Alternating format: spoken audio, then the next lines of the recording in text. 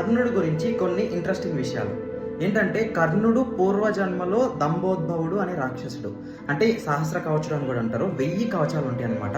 తనకుండే వరం ఏంటంటే, తనని చంపాలి అని అంటే ఆ రాక్షసుని చంపాలి అని అంటే ప్రతి ఒక్క కవచాన్ని తీసి లాస్ట్లో చంపాలన్నమాట. ఒక్కొక్క కవచాన్ని తీయాలి అని అంటే 1000 సంవత్సరాలు తపస్సు చేసి 1000 సంవత్సరాలు యుద్ధం చేస్తే కానీ ఒక్క కవచం అయితే పోతుంది.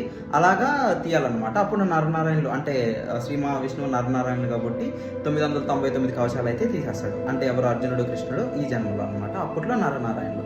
తర్వాత ఏమైపోతుంది అని అంటే దంభోద్భవుడు వచ్చి సూర్యుడిలో ఐక్యమైపోయేసేసి తర్వాత సూర్యుడి అంశగా సూర్యుడి పుత్రుడిగా కర్ణుడిగా అయితే జన్మిస్తాడు. ఇక్కడ చూడండి మీకు డిఫరెన్స్. అక్కడైతే రాక్షసుడు, ఇక్కడొస్తే ఒక గొప్ప మహారథి. ఓకేనా? అక్కడ చూడబోతే రాక్షస గుణాలు, ఇక్కడ చూసిపడితే గొప్ప గుణాలు. అంటే ఎలా అంటే స్నేహానికి కానీ దానానికి కానీ తనకంటే ఇంకెవరు చేయలేరేమో అన్నట్లుగా అయ్యాడన్నమాట.